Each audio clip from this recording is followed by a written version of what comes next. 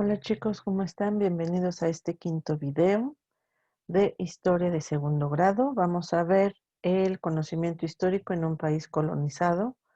Fue el tema que estuvimos viendo a lo largo de la semana y con esto vamos a complementar algunas de sus dudas que fueron surgiendo durante el tema y que les dije que en este video lo íbamos a aclarar. De todas formas, cualquier comentario pues me lo hacen saber. ¿Vale? Vamos a iniciar. Bueno, la construcción histórica de un país colonizado, los códices tuvieron mucho que ver en cuanto a que nosotros conociéramos las dos partes o las dos culturas que nos identifican como mexicanos, tanto la prehispánica como la española. Los códices tuvieron mucho que ver, las cartas de relación de Hernán Cortés. Ustedes, su inquietud era que cómo, a pesar de que nos conquistaron, se pudo rescatar un poco, pues, esa parte de la cultura prehispánica y no desaparecer al 100%. Bueno, esto tuvo mucho que ver con los códices que algunos pues todavía se mantuvieron, otros nos hicieron favor, como vamos a ver más adelante, se conservaron o se transformaron al lenguaje del español precisamente para ser perpetuados. Algunos otros, como les comentaba en clase, pues pasaron de generación en generación, convirtiéndose en lo que actualmente conocemos como leyendas prehispánicas. Pero me interesa que vean este video sobre los códices. ¿Vale?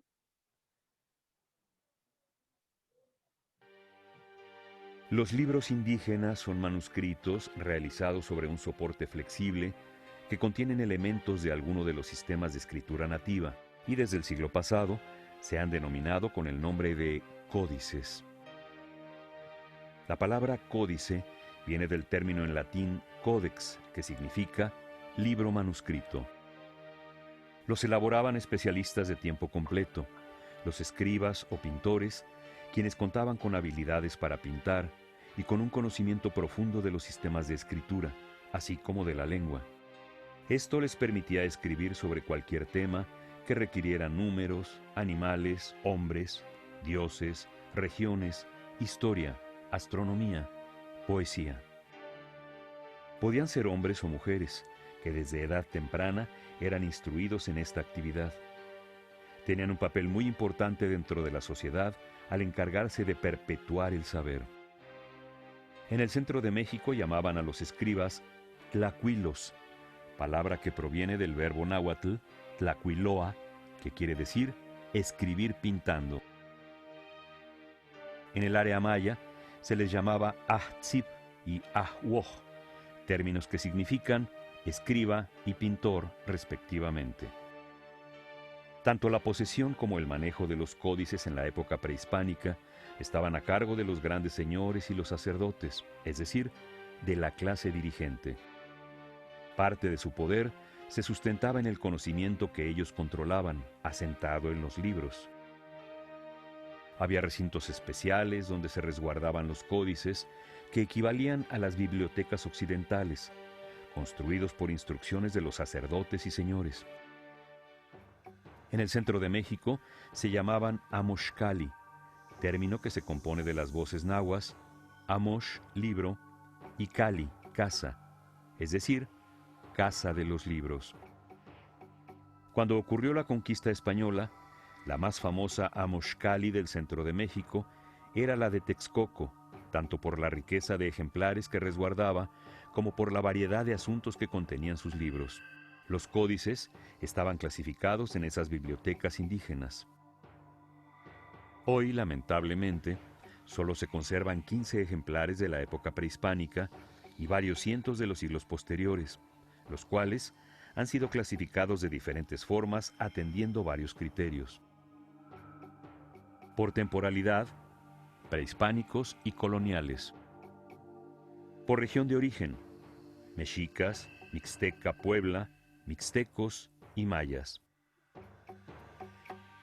Por su formato, biombo, rollo, lámina, libro. Por su soporte, amate, tela, piel, papel europeo.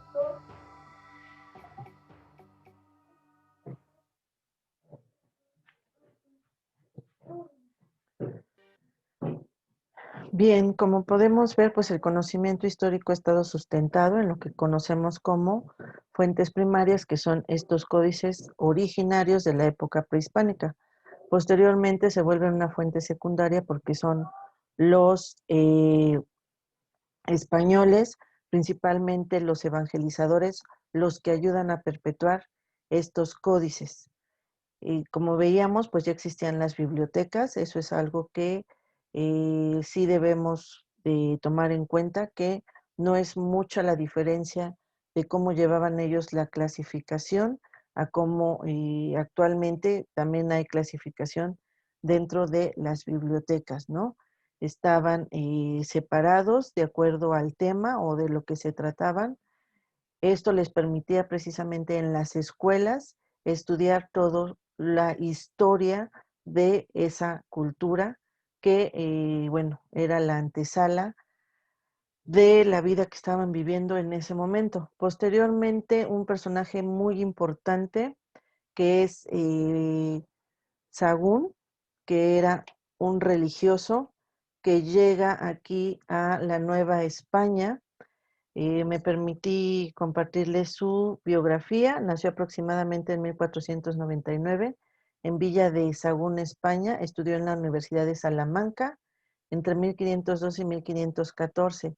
Se ordena en el convento de Salamanca en 1524 para profesar en la Orden de San Francisco. Recordemos que fueron principalmente los franciscanos los que llegaron junto con los españoles durante la colonización.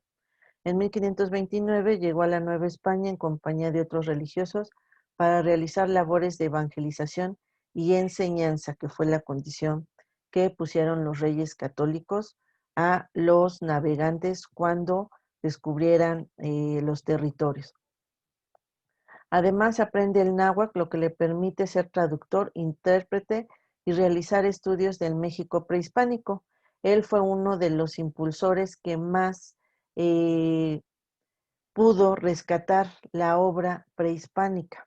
Recibió ayuda de informantes y colaboradores indios en la realización de su obra, ya que como aprendió el idioma, pues se pudo comunicar con ellos. La escritura de textos en náhuatl tuvo como finalidad facilitar la doctrina y enseñanza a los indios, mismos que también ayudaron al padre Sagún a ser informantes y preservar la memoria de la cultura prehispánica. Él luchó mucho precisamente para conservar pues todo lo que era de la época prehispánica y se apoyó en indígenas originarios de aquí. En 1536 se convierte en maestro de latín en el Colegio de la Santa Cruz de Tlatelolco. Después, en 1540, escribe Sermonario de Dominicas y de Santos en náhuatl. Para 1547 inició su trabajo de investigación y recopilación de materiales y textos para la elaboración de su obra Historia General de las Cosas de la Nueva España. Trabajo que duró más de 40 años y que se dividió en diferentes etapas de formación. Estas fueron las correspondientes al proyecto general o primer plan de 1558 a 1560, la segunda etapa de Tlatelolco de 1561 a 1565 y la tercera fue una etapa de corrección de 1665 a 1669, pero sin traducirla al español. Siguió revisando su obra antes de su muerte, el 5 de febrero de 1590, en el convento de San Francisco, aquí en la Ciudad de México. Él ya no regresó a España, él murió aquí, pero fue uno de los principales impulsores de guardar esas memorias de la época prehispánica, apoyándose precisamente por indígenas nativos de aquí. Él no quiso que desapareciera, ¿no? La quiso preservar. Entre ellas, bueno, está la leyenda de los 5 soles, que más adelante se las voy a recomendar. Bien, todas estas fuentes históricas pues ya vimos que las fuentes son fuentes primarias y que son indispensables para la historia. Las fuentes históricas pues constituyen toda la materia prima de lo que se abastece la historia. Se comprenden documentos, testimonios y objetos que nos transmiten información, ya sea de manera escrita, de manera oral, como lo hemos visto. Dentro de ellas y considerando el valor que también tienen las demás, fuentes escritas son el apoyo básico de la construcción de la historia, ¿no? Las conocemos prácticamente de primera mano, de viva voz, de los que vivieron en la época en cuestión, no solamente en la época prehispánica. ¿Cuál es la importancia? Bueno, la importancia de las fuentes históricas ya la hemos visto, ¿no? Radica en que son la base en la que se asienta la historia y otras ciencias sociales y conservan esa información fidedigna de todo lo que ha acontecido. Esto nos ayuda a conocer cómo fue nuestro país, nuestra cultura anteriormente, cuál fue esa fusión y de dónde provenimos nosotros, que da como resultado un mestizaje. Entonces, el conocimiento histórico en un país colonizado no se perdió al 100%, más bien fue una fusión de lo prehispánico y lo europeo cuando este se juntó, que es lo que nos reconoce a un nivel internacional. Bueno, las recomendaciones para este tema del conocimiento histórico, pues yo los invito a investigar la leyenda de los cinco soles, que está en la obra precisamente de Bernardino de Sahagún, y leer el libro Mi papá es un tlacuilo. Es un libro muy delgadito, es para niños de primaria, pero explica de una manera hermosa cómo era el oficio de tlacuilo y cómo se daba de generación en generación. Había familias de tlacuilos que le enseñaban ese oficio a sus hijos, los hijos a los nietos, y así lo iban pasando de generación en generación. Yo les recomiendo ese libro, es un libro muy, muy delgadito, es un libro con un tema bonito e interesante. Bueno, chicos, yo les agradezco su atención. Cualquier cosa, bueno, en clase la podemos aclarar, cualquier duda. Espero que estén bien, cuídense mucho y nos vemos en el siguiente video. Hasta luego.